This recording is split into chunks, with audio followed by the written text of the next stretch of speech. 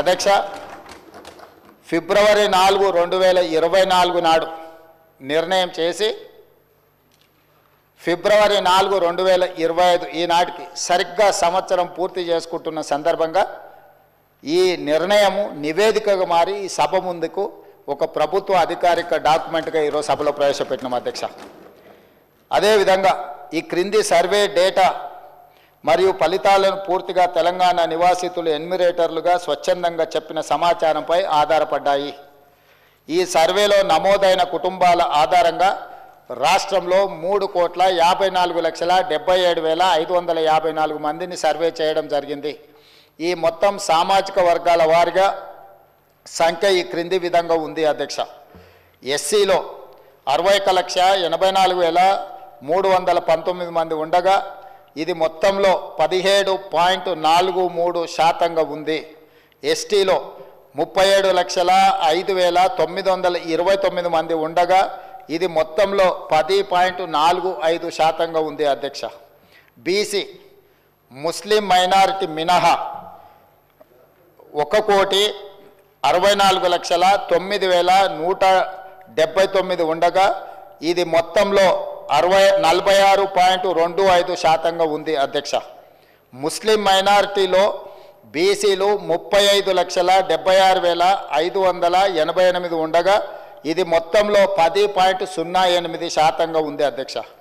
ముస్లిం మైనారిటీలో ఉన్న బీసీలను కలుపుకుంటే మన రాష్ట్రంలో మొత్తం బీసీలు 56.33% ఉంది అధ్యక్ష.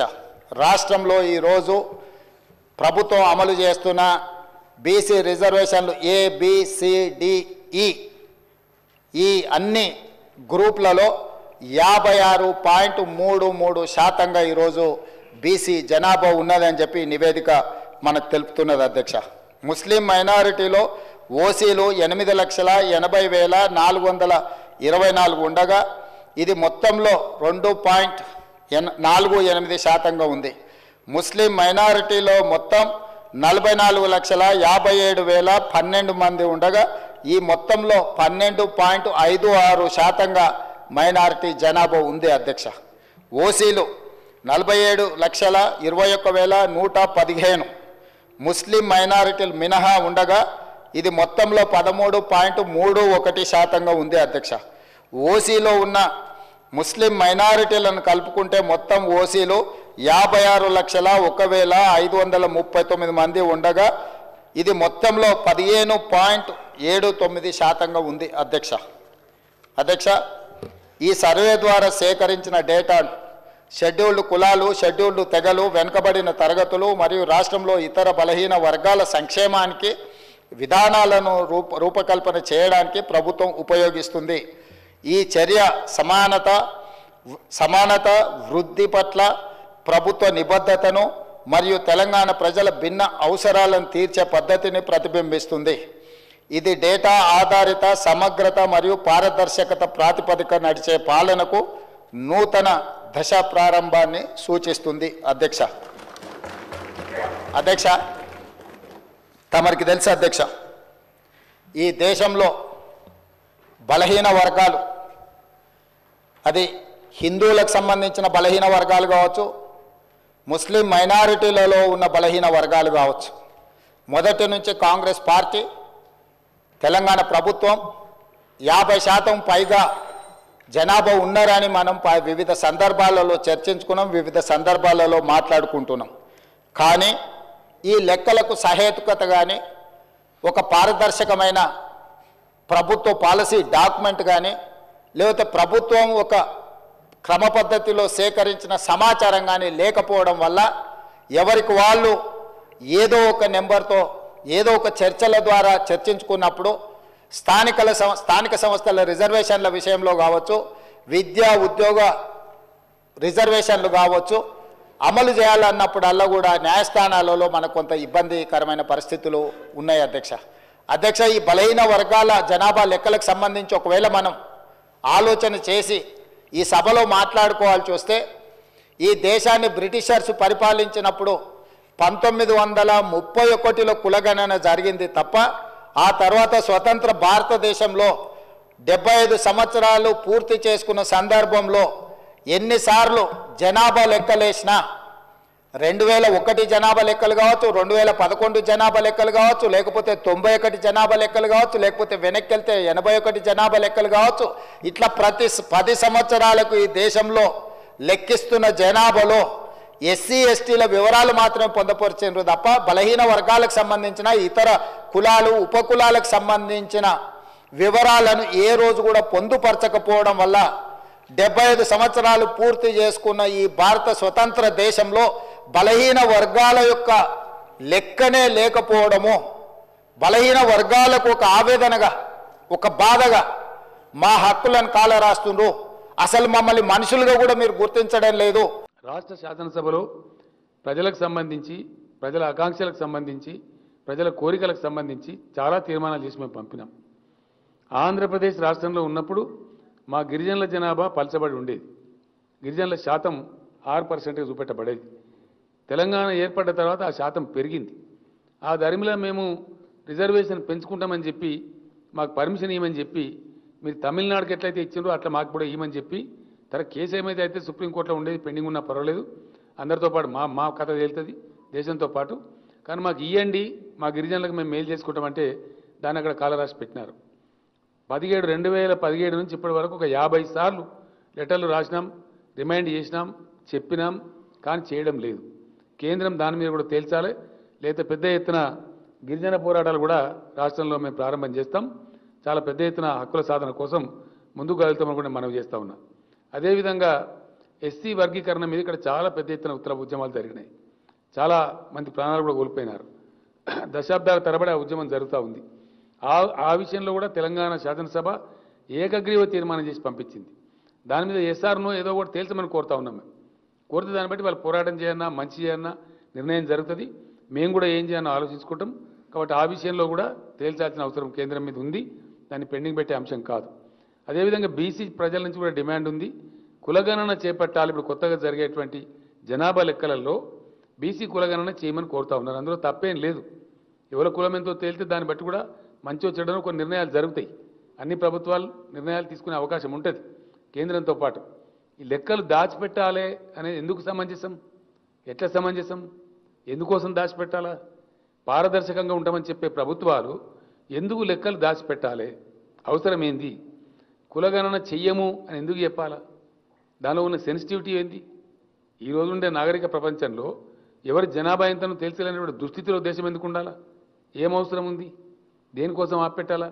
ఇది సెన్సిటివ్ ఇష్యూ అని కేంద్రం మాట్లాడుతూ ఉన్నది. అట్లా మాట్లాడడం తెలివి తక్కువ ముచ్చటాన్ని మేము చెప్తా ఉన్నాం. అది సెన్సిలెస్ ఇష్యూ అవుతుంది. ఎందుకు దాచిపెట్టాలా? ఎవరి కోసం దాచిపెట్టాలా? దేనికోసం సెన్సిటివ్ ఇది? ఎట్లయితే ఎస్సీ ఎస్టీలో తేల్చినామో ఇది కూడా తేల్చండి, మిగతా అన్ని కులాలు తేల్చండి. తేల్తుంది ఒకసారి ఏమవుతుంది? ఎట్లాగూ క్యాస్ట్లు ఉన్నాయి, క్యాస్టిజం ఉన్నది మన దేశంలో, అందులో అనుమానమే లేదు. దానిలో సిగ్గుపడడం ఎందుకు? మనమే ప్రభుత్వాలే క్యాస్ట్ సర్టిఫికెట్లే ఇస్తూ ఉన్నాం. దానిలో దాచిపెట్టడం ఎందుకు నాకు అర్థం కాదు. దాని ఉన్నది ఏంటి, దాని ఉన్న బ్రహ్మ పదార్థం ఏంది, ఎందుకు దాయాలా? దాని ద్వారా సాధించేది ఏంటి దేశం? లేనటువంటిది ఒకటి పెట్టడం అనేది కరెక్ట్ కాదు. ఇది పెద్ద వివాదానికి దారితీస్తుంది. బీసీలు డిమాండ్ చేస్తూ ఉన్నారు. ఖచ్చితంగా రాబోయే జనగణనలో కులగణన చేపట్టాలని కూడా మేము సీరియస్గా డిమాండ్ చేస్తూ ఉన్నాం. ఆ విధంగా చేయాలని చెప్పి కోరుతా ఉన్నాం. నరేంద్ర మోడీ గారి ప్రభుత్వం అధికారంలోకి వచ్చిన తర్వాత 12వ పూర్తిస్థాయి బడ్జెట్ ఇది. మనకందరికి తెలుసు, 2014లో వారు ప్రధానమంత్రిగా బాధ్యతలు చేపట్టిన తర్వాత దేశంలో అనేక సంస్కరణలు, కీలకమైనటువంటి నిర్ణయాలు తీసుకోవడం జరిగింది. దేశ భవిష్యత్తు దృష్ట్యా, దేశ అవసరాల దృష్ట్యా, దేశం అభివృద్ధి జరగాలనేటువంటి లక్ష్యంతో అనేక కీలక నిర్ణయాలు తీసుకున్న తర్వాత ఈరోజు అవి ఫలితాలు కూడా మనకు లభిస్తూ ఉన్నాయి. పేదరిక నిర్మూలన కానీ, మౌలిక వసతుల కల్పన కానీ, విద్యారంగ సౌకర్యాలు మెరుగుపరచడం కానీ, అనేక రంగాలలో చాలా స్పష్టంగా ఈరోజు అభివృద్ధి ఫలాలు మనకు కనిపిస్తూ ఉన్నాయి. కానీ ఈరోజు ప్రవేశపెట్టినటువంటి బడ్జెటు ఇది ఒక ప్రత్యేకమైనటువంటి బడ్జెటు. ఇది పూర్తిగా మధ్యతరగతి ప్రజలకు డెడికేట్ చేసినటువంటి వాళ్ళ యొక్క డ్రీమ్ బడ్జెట్ ఇది పేదలు, మధ్యతరగతి ప్రజలు, మహిళలు, రైతులు, యువకులు వీరిని కేంద్రంగా ఏర్పాటు చేసుకొని వీరిని లక్ష్యంగా కార్యాచరణ ప్రణాళిక రూపొందించుకొని మరి ప్రవేశపెట్టినటువంటి బడ్జెట్ ఇది. ముఖ్యంగా వికసిత్ భారత్ ఏదైతే లక్ష్యంగా పెట్టుకుని 2047లో మనం అభివృద్ధి చెందిన దేశంగా ఎదగాలని ఏదైతే భారత ప్రజలందరూ మనం ఆకాంక్షిస్తున్నామో దానికి వేసినటువంటి మొదటి అడుగుది. అంతేకాకుండా నేను ఇంతకుముందు చెప్పినట్టు మిడిల్ క్లాస్ ప్రజలు, మధ్యతరగతి ప్రజల యొక్క డ్రీమ్ బడ్జెట్ అని ఎందుకు అంటున్నామంటే ముఖ్యంగా వ్యక్తిగత ఇన్కమ్ ట్యాక్స్ పరిధిని నరేంద్ర మోడీ గారు ప్రధానమంత్రి అయినప్పుడు 2 లక్షలు ఎంతో ఉండింది. ఇది ఈరోజు 12 లక్షలకు ఎవరు ఊహించని విధానంగా 12 లక్షల వరకు కూడా ఇన్కమ్ ట్యాక్స్ లేకుండా ఈరోజు ఒక పెద్ద నిర్ణయం కేంద్ర ప్రభుత్వం తీసుకోవడం జరిగింది. నాకు తెలిసి గత 10-20 సంవత్సరాలుగా ప్రతి బడ్జెట్ అప్పుడు కూడా ప్రధానమైనటువంటి చర్చ ఈ యొక్క వ్యక్తిగత ఆదాయం పైన ఏదైతే ట్యాక్స్ తగ్గింపు పైనే ప్రధాన చర్చ జరుగుతున్నటువంటి విషయం మనకు తెలుసు. ఎందుకంటే మిడిల్ క్లాస్కు మేజర్ కన్సర్న్ అది ప్రైవేట్ సెక్టార్లో పనిచేసినటువంటి ఉద్యోగస్తులు కావచ్చు, లేక మిడిల్ క్లాస్ ఫ్యామిలీస్ కావచ్చు, చిన్న చిన్న వ్యాపారాలు చేసేటువంటి వాళ్ళు కావచ్చు, వాళ్ళకి ఇది మేజర్ కన్సర్న్ ఇది. కాబట్టి ఈరోజు ప్రధానమంత్రి గారు చాలా ధైర్యం చేసి ఈరోజు ఆ యొక్క ట్యాక్స్ పరిధిని ఏదైతే పెంచడం జరిగిందో మరి దీని ద్వారా కేంద్ర ప్రభుత్వానికి మరి కొంత ఆదాయం తగ్గినప్పటికీ కూడా ప్రజల సంక్షేమం కోసం ప్రభుత్వము ఈ నిర్ణయం తీసుకోవడం జరిగింది. మనకు తెలుసు కరోనా ప్రపంచంలో ఏర్పడినప్పుడు దేశంలో ఆర్థిక వ్యవస్థ మందగిల్లింది. ఆ తర్వాతనే అనేక రకాలుగా అనేక దేశాలలో ఆర్థిక సంక్షోభాలు వచ్చాయి.